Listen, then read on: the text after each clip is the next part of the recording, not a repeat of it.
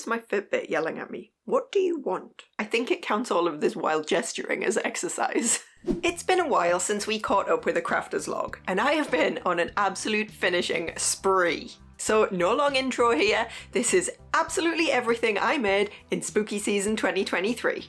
Also maybe the occasional cute dog photo because we have a house guest staying with us this week and everyone loves cute dog photos, right? Towards the end of August then, I started hearing rumblings over on Mastodon about something called the Fall Finish Along. Normally I hate joining an anything along because they're just too much pressure, it takes the fun out of crafting for me. But I don't know, something in my brain just said yes, this is the along for us. The idea was literally just to finish projects off in September. It was mostly knitters when I joined, but any craft was technically welcome. It was pretty chill, and as I recall, just deciding you didn't want to finish a project and frogging it instead still counted as a finish, so I figured I'd found my sort of people.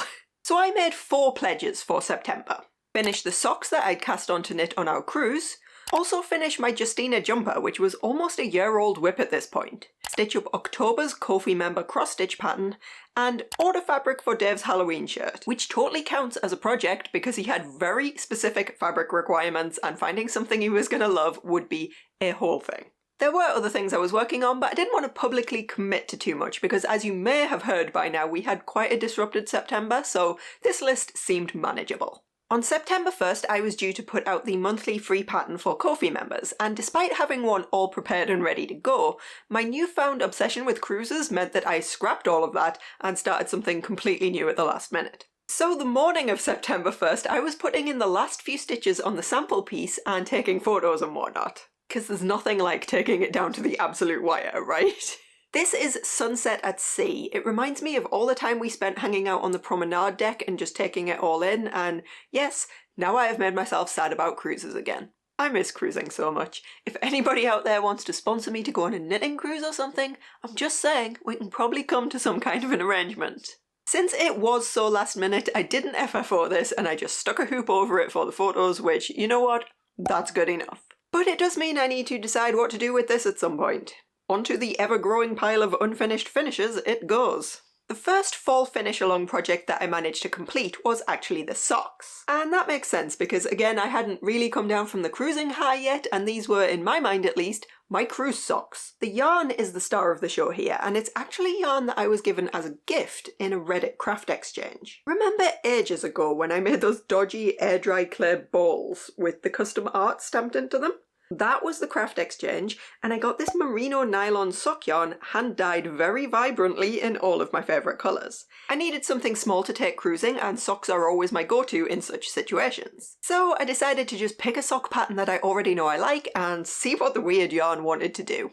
I chose this free pattern, Double Eyelet Rib Toe Up Socks by Wendy D. Johnson, which I've actually knitted previously in a solid colour. It's definitely the sort of stitch pattern that I thought might get lost in such a crazy yarn, but no risk, no reward, right? And I don't know, I just had a gut feeling this was gonna work out. I knitted them in the car, I knitted them on the ship, but by the time we got home I'd still only done half of a sock. Thankfully, the motivation continued through August and early September, and I finished these on September the 7th, which I remember exactly because it was also the day of the first NFL game of this season. As chance would have it, the host of the fall finish along also turned out to be a Packers fan, so we bonded over that a little bit. I celebrated being 1 down, 3 to go, and moved on to the next thing. Why do I always end up wearing socks on my hands in these videos? That next thing was the sample stitch for October's member freebie, a spooky silhouette of a creepy old house because 'tis the season. Not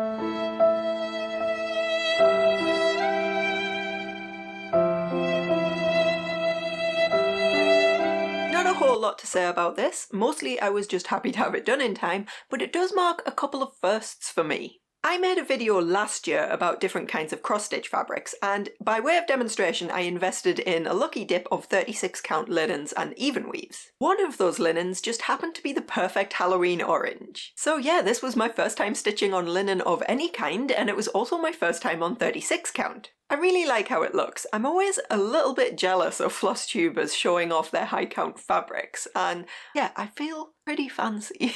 And you can tell, because I actually went out and bought a frame for this one instead of just pretending in the photos.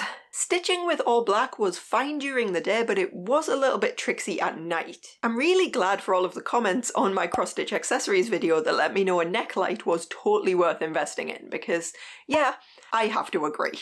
Now, slightly less spooky, but very much suited to the weather turning colder, I attacked the Justina jumper project with a vengeance. I really love the colour of this yarn. It's Paintbox Wool Mix Aran in Racing Green, I believe. And I love the look of the broken rib stitch pattern as well, but for whatever reason I'd just been finding it really difficult to make consistent progress on. And now I was on Sleeve Island, so we all know how that goes. Well, I committed to it, I posted a ton of very samey Whip Wednesday photos of it, and finally it was done.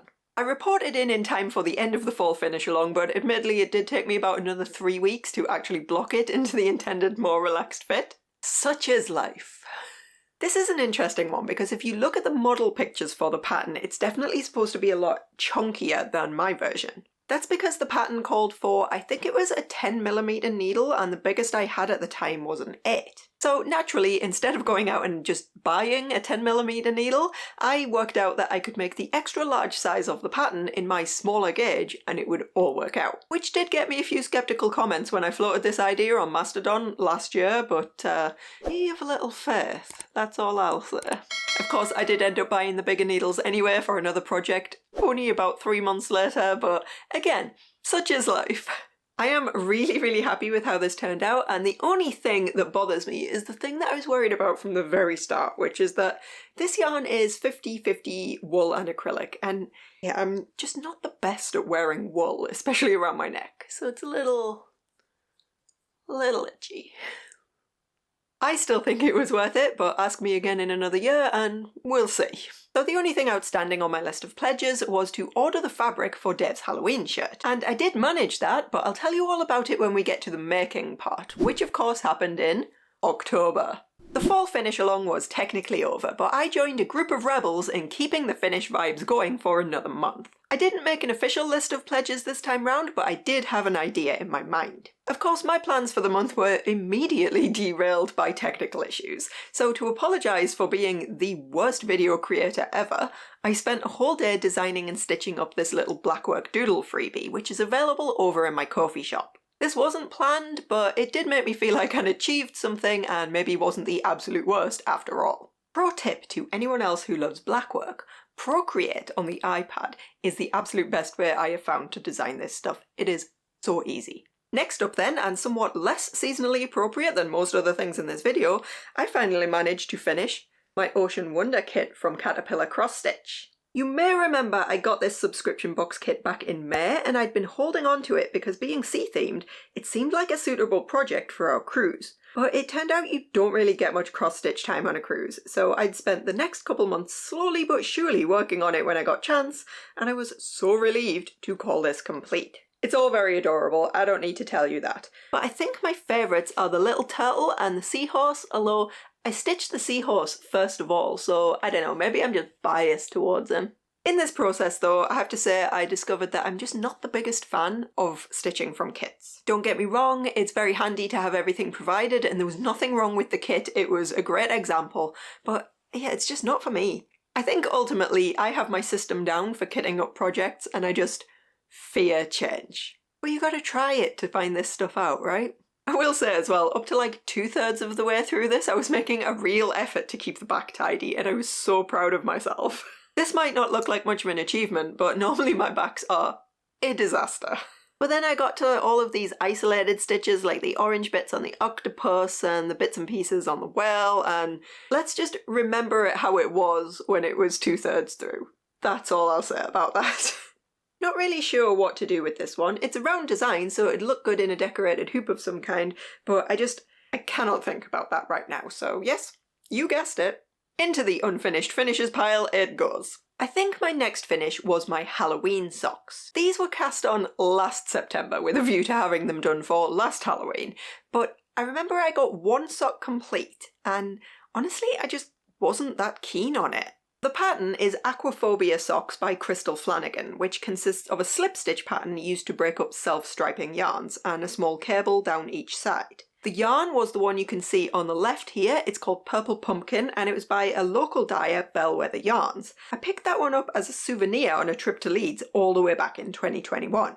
I was really excited to use this yarn, but when I combined it with that slip stitch pattern, I don't know, it just didn't work for me. It kind of muddled those glorious colours and I was just overall a little bit disappointed. Plus having cables down the side made it look a really weird shape when it wasn't being worn, and yeah, I just threw this into a drawer and didn't think about it for the next 11 months. But then in September, something big happened. See, I've not really talked about it on here, but we've been having some health issues with Dev for quite a while. And finally, we got a date for the surgery he needed.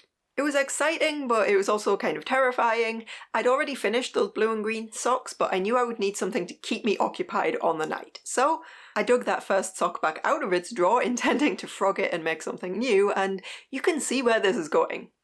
I just randomly loved it now. So I cast on the second one, and I got through the ribbing and got into the main pattern of the leg before taking it to hospital with me. I was so stressed I actually crossed the cables the wrong way at one point and I had to spend quite a lot of the time performing surgery of my own with a tiny crochet hook. I fixed it mostly, but you can still see where the mistake happened if you know where to look. I was going to go back and fix it more, but honestly I kind of like it being there. It's a reminder that everything went fine and that we have a lot to be grateful for, you know? I do have to give a very special shout out here, and I'm not going to name any names, but I have a friend who I first met when we were both getting started with our YouTube channels, and she checked in with me while Dave was in surgery and sat there chatting away to me for a good couple of hours to make sure that I didn't spiral into panic. I'd been coping pretty well in the run-up to all of this, by my standards at least, so I didn't really expect to be affected so much on the actual night. I honestly do not know what I would have done without her company. I was just a complete mess. You know who you are, so thank you so much. And it just goes to show these seemingly random people that you meet on the internet can end up being like a really impactful part of your life. Thank you as well to everybody else who knew this was going on and sent us lovely messages and kept us in your thoughts. It was honestly really, really appreciated. So anyway, this second sock kept me company through many an NFL Sunday, many a Top of the Pops Friday. And it was done in plenty of time for Halloween. I took full advantage. I've worn them many, many times already. They are so warm and cozy, and I have no idea what last year Michelle was thinking when she thought this was ugly. I guess I must have just matured a lot in the last year. Let's go with that. After that whole ordeal, I was even more sporadic with my videos than usual for a little while. But I'm really glad that I managed to do my next finish because I'd been planning it for probably about a year at that point and I knew I wanted to make a video on it. This was the Spooky Pom-Pom Finish tutorial, and the pattern I used for this is Night Flight in the Garden by Winter Nightmare, which I stitched up last October and I left in the pile of shame until now. If you're like me and you're someone who doesn't often fully finish things, let me tell you, it feels really good. I won't bore you with the whole story here because there is a whole video on this already, but it's just some cheap black pom-pom trim around the edges and some plain black cotton on the back that I had from another craft project, and that's pretty much it. I think it looks amazing. This little friend has become part of our Halloween decorations, although I love it so much I might keep it out all year round, along with the Halloween biscornu, various pumpkins, and of course, Sebastian. It's hard sometimes to find that line between my goth tendencies and my love of bright yellow craft rooms with a load of colourful craft supplies. But I like to think I manage it. Okay, Dev's Halloween shirt. Like I said, the fabric was chosen and ordered back in September, but it was quite the ordeal. He'd given me the following very specific list of criteria. It must have a black background. It must have simple artwork. It should ideally have orange on it.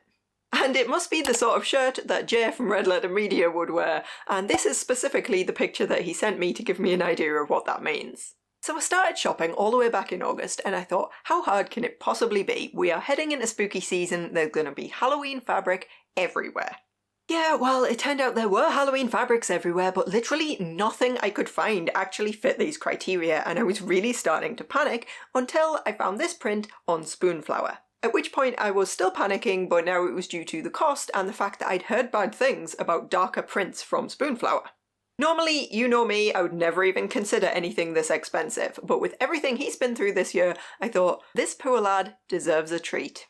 If I'd just straight up ordered the full yardage and then the fabric wasn't any good, that would be it. I wouldn't be able to afford a round 2. So I did the sensible thing and I ordered a sample first, which still set me back £6 and took like 3 weeks to arrive. It's a really good thing I started shopping so early, that's all I'll say. Thankfully though, I was pretty happy with the quality of the sample. The print wasn't too big, which was something I'd been worried about, and it didn't run in the wash at all. So I ordered 2 yards, and I just hoped to God I would actually cut things out the right way around first time, because there was absolutely no room for error. This project went what I would call surprisingly well. I even cut the collar out the right way up first time, which is a huge improvement on the Christmas shirt I made last year. I was already familiar with the pattern from that Christmas shirt, and he wanted the short sleeve version this time, which was actually a lot simpler. I didn't film a single part of this project, I just relaxed and actually managed to enjoy the sewing process for a change. I think it probably only took about 8 to 10 hours total, and that includes all the marking out and cutting, taking the button placket off and doing it again when I messed it up, ditto with one of the sleeves, and a decent chunk of that time was just getting the buttons to sit in the right place. I am so bad at that, I need to invest in some kind of tool. Anyway, I surprised Dave with the finished shirt when he got home from work one day, and he seemed genuinely chuffed with it. He showed it off to his mum, he sent photos to his friends. I think I did good there. And since then we actually got a chance for a proper photo shoot, so I hope you have enjoyed these totally normal poses. One cool detail. Since I didn't have very much fabric, I didn't really have any control over the pattern placement, hence the boob pumpkins. But it just so happened to work out that the original sample piece they sent was a perfect pattern match for the pocket. All in all, I think a very successful project, and I'm just really happy that after many, many years of hearing about how much he wanted a cool Halloween shirt, I was finally in a position to provide. So that was his outfit sorted for the annual movie spooktacular, but what about mine?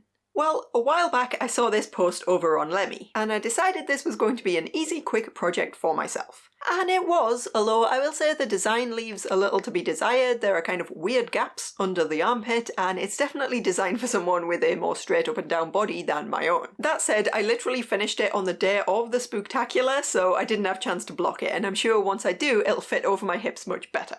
You'll have to excuse the trash photo quality here, but A, it was dark in there for the spooktacular, and B, Dave is really bad at taking photos. But you get the idea. I actually really love how the neck and shoulders hang, but yeah, that's about it. Still, it is just a free video tutorial, so no worries, I can make some adaptations to this for next year, and probably invest in a spider brooch as well. Interestingly, I wasn't the only lemming inspired by that original post. Although I think we can all agree that this other person's version works way better than mine. Whatever, it's just a bit of Halloween fun. Okay, we are almost at the end, but out of absolutely nowhere, I started and finished knitting a whole entire top. Basically, Knitting Mastodon had been talking a lot about the trials and tribulations of knitting jumpers or sweaters or whatever you want to call them. We all lust after those complicated colourwork yokes and the fingering weight yarn, but honestly, they take so long, they take so much yarn, and if you're not happy with the result, you've lost like a whole year of your life. Who's got time for this? And this got me thinking. I had some bottle green super chunky Stylecraft acrylic lying around from ill-advised wedding craft fails. And yeah, I know a super chunky acrylic isn't what you think of when you think lovely knitted jumper, but I wanted to find out if there was a way to make this work. Enter the Tea Rose slip-on pattern by Retro Claude, who I've since discovered is a very popular craft YouTuber that I just somehow never heard of before. I cast this on a Thursday, and despite working on a ton of other stuff as evidenced in this video, it was completely done a week and a half later. Ends weaved in and everything.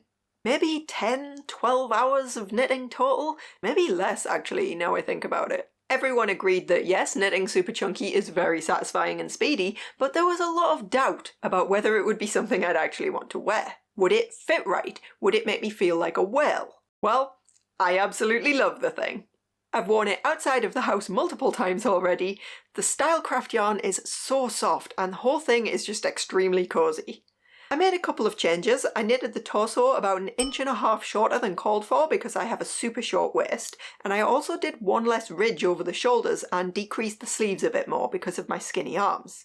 Normally I'm wary of making modifications to a garment pattern because they take so much time, but with this I just felt free to experiment and I figured if something didn't work, I'd just do it again, no biggie. So liberating, seriously. The only problem was the neckline. And just to be clear before I say this, the designer is very upfront that only the smallest size of this pattern has been properly tested. It's a free pattern, I have absolutely no problem with that at all, and I really appreciated the heads up. Generally when a designer creates the larger sizes by just scaling up all of the numbers evenly, it can cause issues, especially with things like necklines and armholes. Plus, a couple of people had mentioned it in their Ravelry project as well, so I kind of knew what to expect. But I do really love a wide neck, so I thought I'll just do it as written. I'll see how it sits, and we'll go from there. Verdict? It was okay. It was alright when I was sitting, but it was kind of borderline, you know, like if you move your arms around too much, it's going to end up slipping down one shoulder. It wasn't ideal. People have fixed this in a few ways, just running a ribbon around the inside of the neckline, for example, but I'm very lazy. I had a crochet hook next to me and the remainder of the yarn, and I didn't want to stand up and go look for something more suitable. So I just did a round of admittedly very sloppy slip stitches around the inside of the neck, and problem solved. I would absolutely make this pattern again. In fact, I do have some other colours of super chunky, so that might happen sooner rather than later. And I'm definitely on the hunt for other garment patterns that use these larger yarns, so if anyone has any recommendations, I'm all ears.